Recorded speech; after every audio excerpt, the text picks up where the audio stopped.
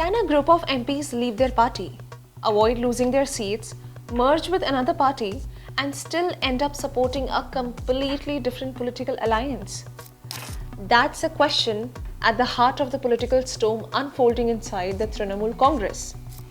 A major rebellion has erupted within the TMC, with the group of rebel Lok Sabha MPs breaking away from the party and announcing a merger with the Nationalist Citizens Party of India, or NCP.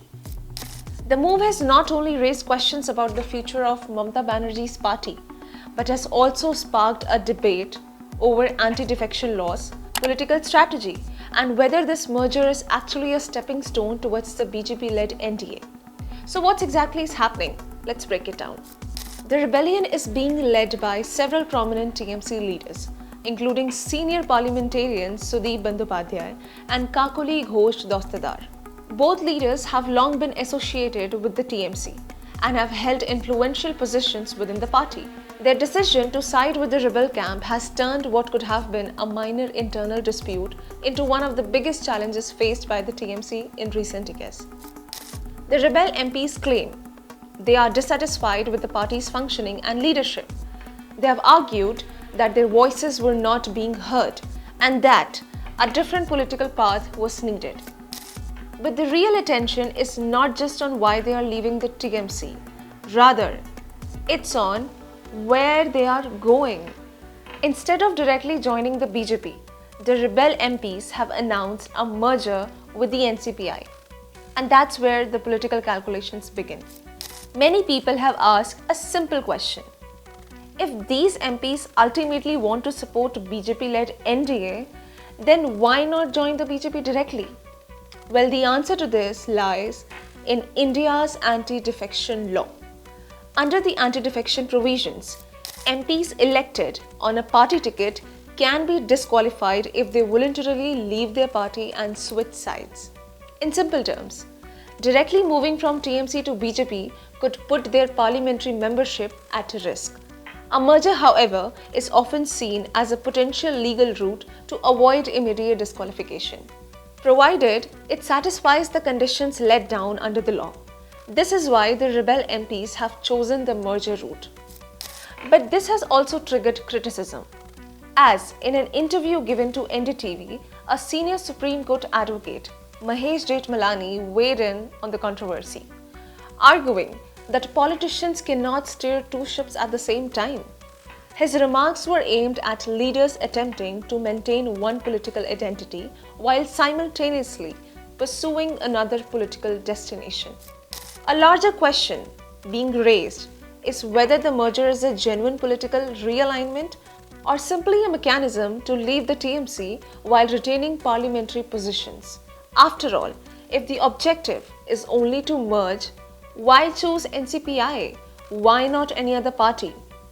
Political observers believe the answer may lie in what comes after the merger.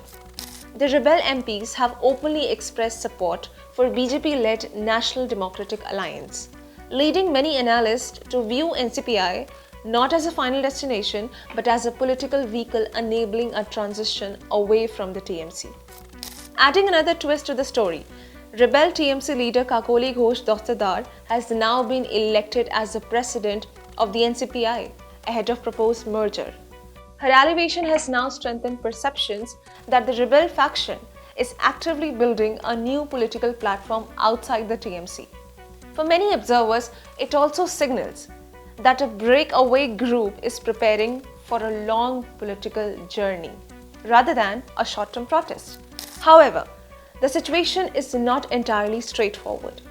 Even within the broader anti-TMC camp, there appears to be differing approaches, as rebel TMC leader Ritabrata Banerjee recently clarified that the group of rebel TMC MLAs associated with him has no plans to merge with NCPI.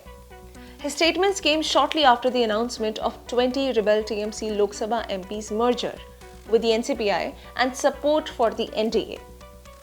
The remark highlights that while the parliamentary rebellion may be moving in one direction, not every dissident faction within the TMC is necessarily following the same path. For now, the TMC finds itself confronting a political challenge from within. The rebellion has exposed internal divisions, raised fresh questions about loyalty and leadership, and reignited debate over the anti-defection law and the use of mergers as a political strategy. Whether the NCPI becomes a permanent political home for these rebel MPs or merely a bridge toward a new political alignment remains to be seen. But one thing is clear. This is no longer just a story about a party split. It is a story about political survival, legal strategy, and a battle for influence that could reshape the opposition landscape in West Bengal and beyond. This is Ritu and you're watching DNA.